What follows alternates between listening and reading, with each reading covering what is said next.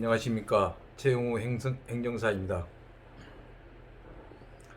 그동안 보험회사의 현장조사가 무서워 보험금을 청구하지도 못하면서 그래도 이런 애물단지로 변해버린 보험계약을 유지하겠다고 없는 살림에 매달 꼬박꼬박 보험료만 납입하고 계시는 암질환자나 만성질환자들에게 조그마한 보탬이 되고자 꼴통의 보험회사 때려잡는 방송 보떼방을 시작하고자 합니다.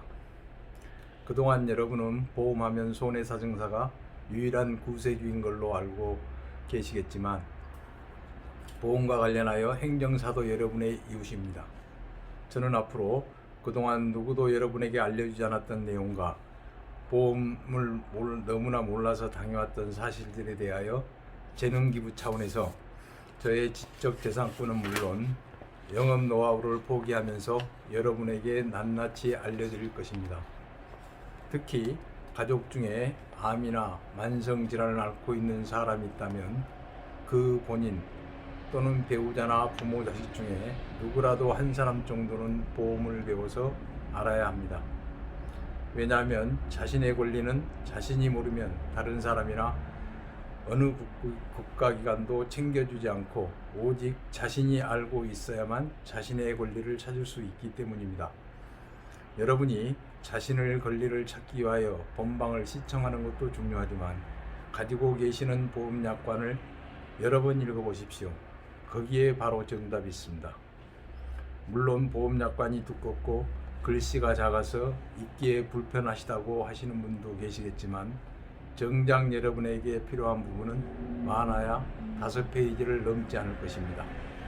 그리고 보험약관 내용이 결코 어려운 것이 아니며 다만 보험회사 등이 여러분을 무시하고 약관 내용을 우리나라 국어 문법을 사용하지 아니하고 해석을 하고 있기 때문에 어려울 뿐입니다. 지금부터 여러분이 보험금 청구서를 작성할 때 꼭 알고 기재하거나 삭제해야 할 부분에 대하여 제가 통상적으로 작성하는 보험금 청구서를 기준하여 설명드리겠습니다. 저는 보험금을 청구서를 작성할 때 여러분이 통상적으로 작성하는 보험회사 양식의 보험금 청구서와 개인정보 처리 동의서 이외에 추가로 4가지 문서를 별도로 작성하여 첨부합니다. 첫째는 제가 별도로 제작한 보험금 청구서, 그 다음에 진료기록 열람 및 사본 발급 동의서, 진료기록 열람 및 사본 발급 위임장, 그리고 의료자문 동의서입니다. 오늘은 보험금 청구서 작성 요령을 설명드리겠습니다.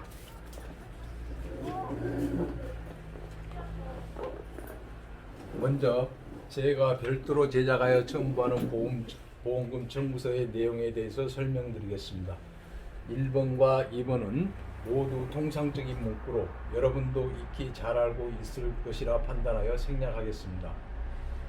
3번에 대해서는 특히 각각의 질병 또는 상해에 해당하는 보험금을 지급하여 주시기 바랍니다라고 된 문구에 대해서 궁금해하실 것입니다. 질병 입원비는 질병의 치료를 직접적인 목적으로 입원한 경우에 1일당 또는 3일 초과 1일당 지급한다고 규정되어 있는데 여러가지 복수의 질병으로 입원한 경우에 보험금을 어떻게 지급한다는 규정은 현재 없습니다. 즉, 그중 어느 하나의 질병을 기준으로 지급할 것이냐 아니면 각각의 질병을 기준으로 지급할 것이냐에 대해서 명문의 규정이 없다는 것입니다. 그래서 그동안 보험회사는 질병의 치료를 직접적인 목적으로 입원한 경우라는 문장에서 직접적인 단어를 주된으로 해석하여 주된 목적으로 입원한 질병, 흔히들 주상병이라고 말하는 하나의 질병을 기준하여 질병 입원비를 지급해 왔습니다. 그러나 최근에 이르러 암 입원비, 뇌출혈 입원비 등의 보험금 지급 기준을 해석할 때 암 입원비를 지급하지 않기 위하여 암의 치료를 직접적인 목적으로 입원이라는 문구를 우리말 문법 질서를 파괴하면서까지 암의 직접적인 치료를 목적으로 입원이라는 문구로 해석하는 바람에 보상 실무에서 주상병이라는 단어가 사라져버렸습니다. 따라서 입원 치료 시에 각각의 질병에 대한 직접적인 치료가 있었고 각각의 질병마다 입원 치료가 필요했다는 담당 의사의 소견이 있었다면 보험회사는 각각의 질병에 대하여 보험금을 지급하지 아니할 명분이 없습니다. 왜냐하면 보험금을 지급하는 보험사고에 대하여 보험 소비자가 납입하는 보험료는 예정요금률 또는 적용요금률이라고 하는 보험사고 발생률에 기초하여 산출되는데, 보험사고 발생률은 각각의 질병에 대한 입원율을 합하여 산정되기 때문입니다. 따라서 통계 작성기관에서 질병으로 인한 입원율을 어떻게 산정하였는지를 먼저 확인하고 그에 따라 약관 규정을 해석해야 합니다. 그러나 보험회사 등은 예정요금률 내지는 적용요금률은 영업상의 비밀이라며 감추고 예정요금률 내지는 적용요금률 산정의 기초가 되는 통계 작성기관이나 통계 내용마저도 공개하지 않고 있습니다. 이와 관련하여 일부 보험사의 담당자에게 각각의 질병에 대하여 각각 질병입원비를 지급해 주라고 하였더니 일부 보험사의 담당자는 각각의 질병에 대하여 다 지급해야 한다는 규정이 없다고 답변하였습니다. 그러면 약관 규정에 하나의 질병에 대해서만 지급하라는 규정은 또 어디에 있느냐고 따져 물었더니 답변을 못하는 것이었습니다. 이에 다 주라는 규정도 없고 하나만 주라는 규정도 없다면 약관의 규제에 관한 법률 제5조 제2항의 약관 규정에 따라 보험 소비자에게 유리하게 해석해야 하는 것이 아니냐고 따져 물었더니 다른 고객과 동일하게 대우할 수밖에 없다는 말만 되풀이하였습니다. 즉 다른 보험 소비자는 아무 말도 안 하는데 당신에게만 특별하게 각각의 질병에 대하여 질병입원비를 지급하는 것은 형평의 원칙에 어긋난다는 것입니다. 이렇게 각각의 질병에 대한 입원비를 받고 못 받고는 보험 소비자 각자의 노력량에 달려 있다고 할 것입니다. 같은 맥락에서 눈치가 빠른 사람은 금방 눈치로 때려잡을 수 있을 내용입니다. 내용을 설명하겠습니다. 여러분이 가입한 보험계약의 담보 내용에 상해 입원비 담보와 질병 입원비 담보 등 두 개의 담보가 따로따로 가입되어 있고, 만약 만성질환을 앓고 있는 상태에서 상해로 다쳐 병원에 입원 치료를 하였다면 질병 입원비와 마찬가지로 상해에 대한 직접 치료와 만성질환에 대한 치료가 있었고 각각의 치료를 위해 입원 치료가 필요했다는 담당 의사의 소견이 있다면 동일 입원기간에 대하여 상해 입원비와 질병 입원비를 각각 청구할 수 있고, 보험회사는 각각의 담보에 대한 보험금을 지급하고 있습니다. 저와 같이 보험금 청구서를 작성할 수 없다면 보험금 지급 청구서란에 빈 공란에 각각의 질병 또는 상해에 해당하는 보험금을 지급하여 주십시오라고 기재하면 됩니다. 4번 문항은 개인정보, 여러분의 개인정보 및 여러분이 보험금을 청구할 때 작성하는 개인 신용정보 처리 동의서에 대하여 설명하겠습니다. 생명보험 표준약관 제41조 제1항에는 회사는 이 계약과 관련된 개인정보를 이 계약의 체결, 유지 및 보험금 지급 등을 위하여 개인정보보호법, 신용정보 이용에 관한 법률 등 관계 법령에 정한 경우를 제외하고 계약자, 피보험자 또는 보험 수익자의 동의 없이 수집, 이용, 조회 또는 제공하지 않습니다. 다만 회사는 이 계약의 체결, 유지, 보험금 지급 등을 위하여 이 관계 법령에 따라 계약자 및 피보험자의 동의를 받아 다른 보험회사 및 보험 관련 단체 등의 개인정보를 제공할 수 있습니다라고 규정되어 있고, 제2항에는 회사는 계약과 관련된 개인정보를 안전하게 관리해야 합니다라고 규정하고 있습니다. 또한 이러한 개인정보 보호에 대한 규정은 2014년부터 판매된 보험상품약관에 거의 다 수록되어 있습니다. 저는 이러한 규정을 참조하여 4번에 개인정보 처리 동의서와 관련된 내용을 이와 같이 기재하였습니다.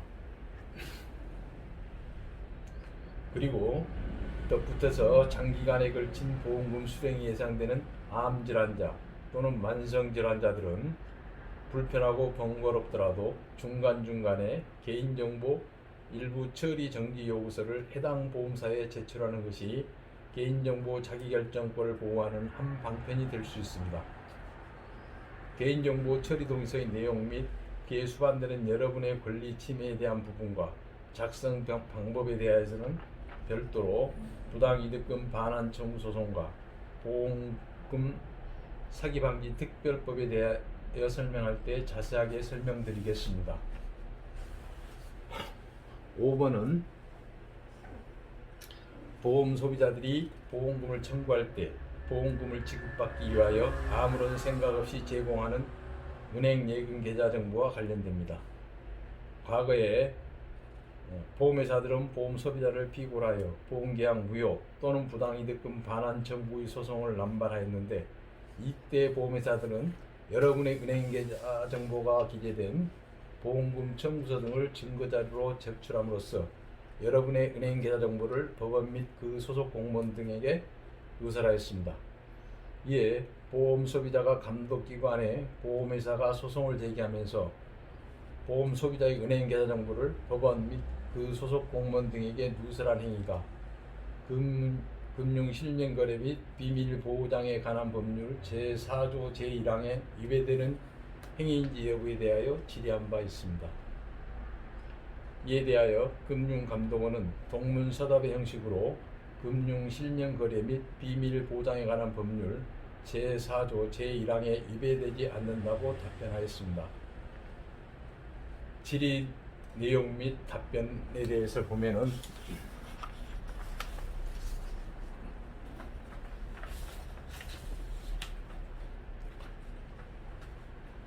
질의 민원에 대한 해신 내용입니다.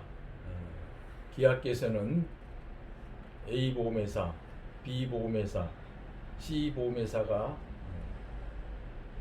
소송을 제기할 때 기하의 금융거래정보 가로 열고 계좌번호, 은행, 거래은행, 예금주가 포함된 은행 계좌정보를 가로 닫고를 법원에 제공한 것은 금융실명거래 및 비밀보장에 관한 법률을 위반하였으므로 이에 대한 조치를 요구하는 내용의 민원을 신청하였습니다.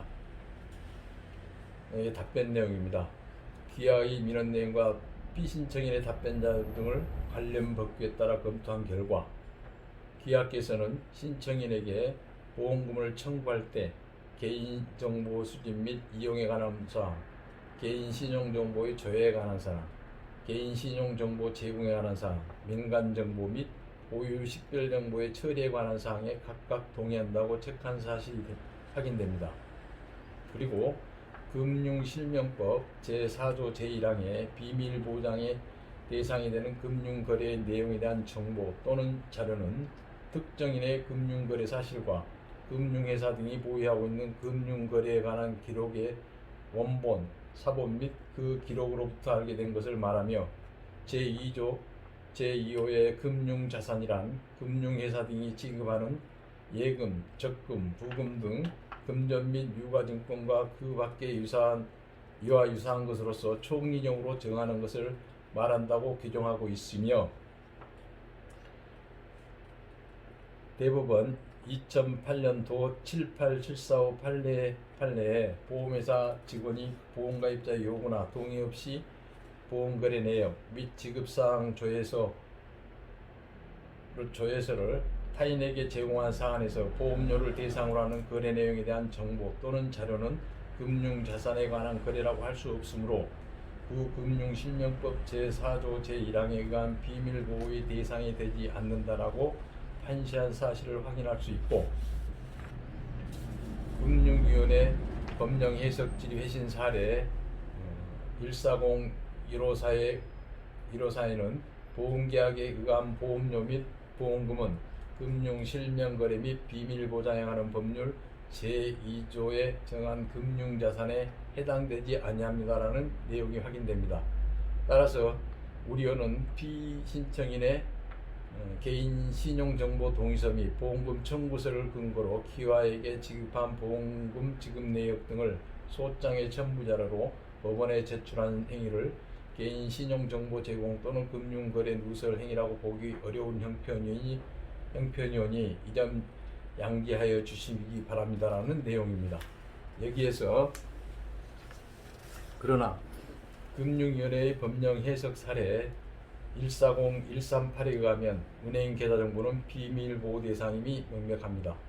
그럼에도 불구하고 금융감독원이 동문서답으로 전혀 엉뚱한 사례를 들어 비밀 보호 대상이 아니라고 하는 이유와 누구를 보호하기 위하여 이런 황당한 답변을 하는지 정말 궁금합니다. 보험 소비자들은 지금까지 보험금을 지급받기 위하여 비밀이 보장되지 아니한 은행 계좌 정보를 보험회사에 제공하였으며, 이러한 은행 계좌 정보는 법원뿐만 아니라 보험회사 위탁 업무를 처리하는 손해사정업체 및 그 직원들에게도 제공되고 있는 것이 현실입니다. 실제로 L보험회사의 경우 소송 과정에서 보험금 지급 업무를 10여 차례나 손해사정업체에 위탁하여 처리했다고 진술한 바 있습니다. 그런데 현행 보험약관에는 보험금 지급 수단에 대한 명문의 규정이 존재하지 아니합니다. 그렇다면 각 보험약관의 중거법 규정에 근거하여 민법의 규정에 따라야 할 것입니다. 그런데 현행 민법 제467조 제2항에서는 1항의 경우 특정물 인도 이외의 채무 변제는 채권자의 현 주소에서 하여야 한다라고 규정하고 있습니다. 따라서 보험금 지급의 경우 민법 제467조 제2항에 근거하여 채무자인 보험회사가 채권자인 보험 소비자에게 갖다 주어야 할 것입니다. 이와 같이 보험회사의 업무 편의를 위하여 제공한 보험 소비자의 은행 계좌 정보가 비밀 보호 대상이 아니라면 보험 소비자가 굳이 자신들의 재산권과 직결되는 은행 계좌 정보를 보험회사에 제공할 필요가 없다고 할 것입니다. 그러니 앞으로 보험금 청구서를 작성할 때에는 수령 계좌란에 은행 계좌 정보를 기재하는 대신에 이와 같이 민법 제461조 제2항에 따라 직접 지급 또는 대면 지급이라고 기재하는 것이 여러분의 은행 계좌 정보를 보호하는 방편이 될 것입니다. 오늘은 여기까지 방송을 하고 다음에는 여러분들이 현장 조사에서 직면하게 되는 의뢰자문 동의서, 진료기록 열람 및 사본 발급 동의서 및 임장 작성 요령에 대해서 설명드리고자 합니다. 이상으로 마치겠습니다.